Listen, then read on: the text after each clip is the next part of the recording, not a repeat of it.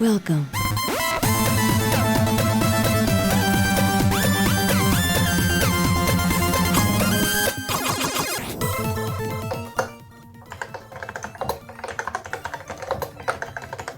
Well, from the lovely sound of that keyboard, you can understand why I came up with the idea recently of wanting to use one of these as my main keyboard for writing letters to Lego, asking them to please mass produce my Commodore Brixty-4 and other things. Now this is the M0110 keyboard, and it was the last of the phone jack style keyboards to be supplied with the vintage Macintosh computers, and this one came from the Macintosh Plus, and I found it on Fleabay. So after it's finished its quality control checks by Puppyfractic, it's time to see how we could hook it up to a modern day Mac. So inside here should be the Mac to USB, oh yeah, there it is, the Mac to USB by Drackware. Put that on eBay, and you can see here it just plugs in the RJ11 port on the Macintosh keyboard.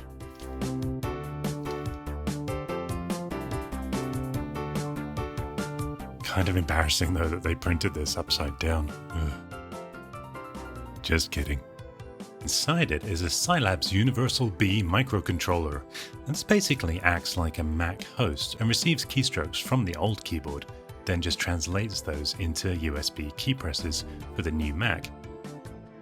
And there are a few PCBs on the market that will do this. You could even design your own and send away to PCBWay. They offer a full assembly service, and as we all know, PCB, well, it stands for phone cable board, doesn't it? And as for the Mac to USB, the firmware includes full key maps. You can even emulate the function keys by pressing the caps lock key, even though this keyboard doesn't have function keys at all. Now, funny story, this is made in Malaysia, and I actually used to work in the factory, but they had to let me go because I didn't put in enough shifts.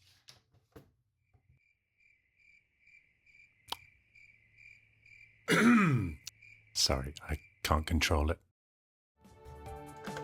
Anyway, let's return. This cable's kind of icky and sticky, so we'll give the whole thing a bit of a quick clean-up before we get started. Of course, with RJ11, it's always the second way round that you try. Put that on Craigslist. Ba-dong. Wait, it doesn't fit. Oh, sorry. Other end. Ba-dong. So, out with the old and in with the... Oh, out with the new and in with the old. Well, retro. An elegant keyboard for a more civilized age. Yeah, I actually did all the sound effects in the movies myself. Isn't that a great combination? I think I'm onto something here. But what I'm not onto is getting this working. I tried every possible thing, but I just couldn't get the keyboard to be recognized by the new Mac. It would even say to press the key to the right of the shift key, and it just wouldn't respond to that key press. And I tried all the usual things, cleaning the ports, checking the connections, different USB cables. So let's try talking to the one company who might know how to fix this. Hi. Thanks for setting up a call with Apple support. Oh, hi. How are To you? speak with an advisor, press 1. Oh, For quality assurance purposes, your call may be monitored or recorded. yeah, same here. Apple is happy to offer a choice of music while you wait. Please play the Retro Recipes theme tune while I wait. Hello?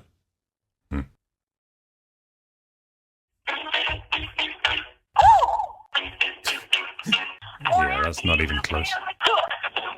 Your mama may do better than that. My name is Armin with Apple Care. Was that you singing just now? You've got a beautiful voice. Thank you. Well, what is I can help you with today? Just first up, is this call recorded? Yes. Okay, and that's okay with you as well? Yeah, that's okay. If it's okay with you. Cool. It's fine by me. Basically, I've got a 1986 Macintosh Plus keyboard, and I'm connecting it through a USB adapter to a modern day iMac, but it's not actually working. So, I think they discontinued that in like the 90s.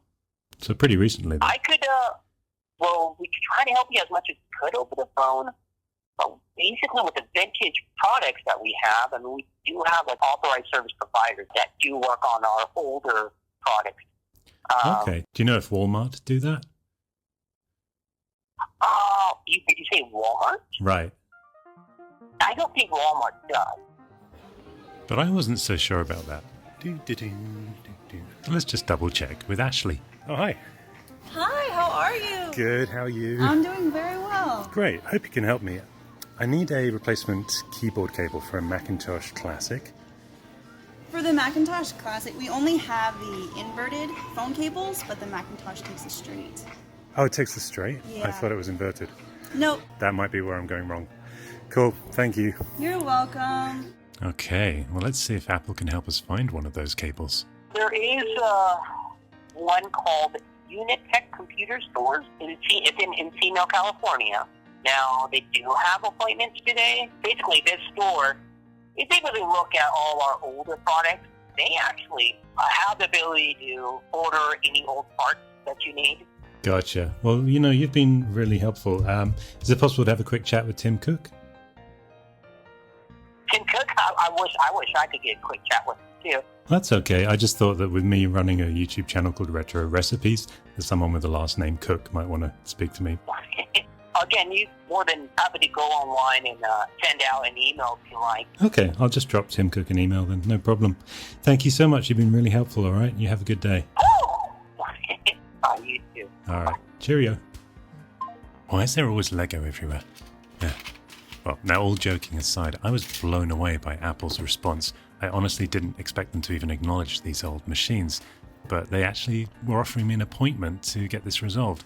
Unfortunately, this store was a little far away, so I turned to Fleabay. But first, let's take a look at the cable we've got here. And you can see it is inverted.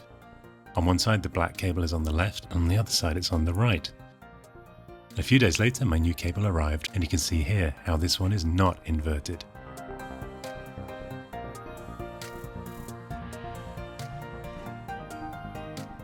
On the left is the new one, and the black cable is on the right-hand position in both plugs.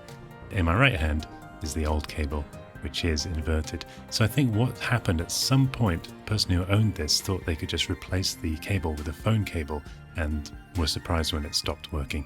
And so they sold it to me.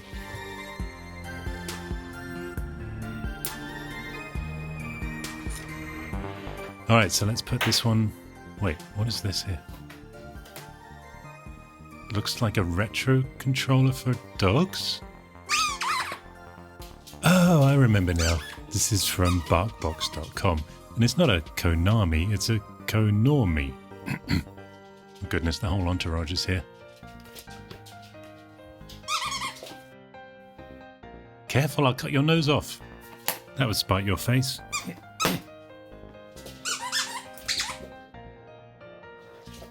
Now play nice. Greedy.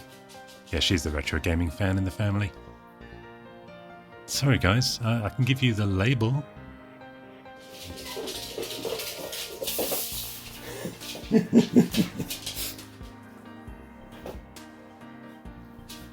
Oh, I broke the dog.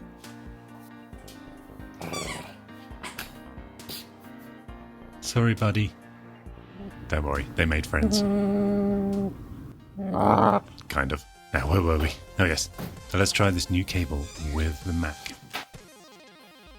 And it was detected first time. Then we just have to hit the button to the right of the left shift key. Not confusing at all. And yes, it responds. And the same, the button to the left of the right shift key. Again, not confusing. And there it is, your keyboard has been detected.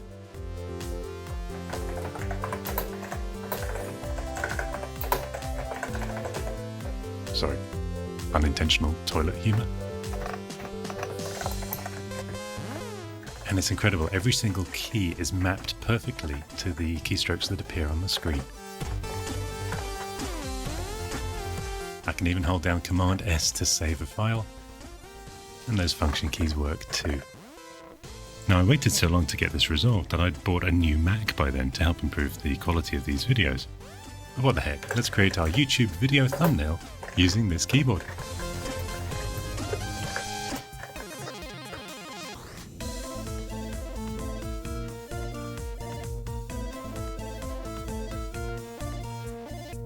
Nice. And as Steve Jobs said, oh no, that was someone else. But either way, I'm going to use this keyboard to write that email to Tim Cook. What I might also do is get this Apple Trackpad 2, although funds are a little tight right now. But I realized if I go to iStyles.com and use this photo of the underside of this keyboard that I took and add in a logo, I can position that photo and create my own vinyl wrap for the trackpad. I don't know, what do you think? Is that the way to go, or should I spray the keyboard dark grey to match the trackpad instead? Either way, I'm a big fan of how this turned out. What do you think I should do? Comment below, and cheerio. Oh, and speaking of fans, do you want to say hi to your fans? Hi everybody, hi fans. Please like and subscribe.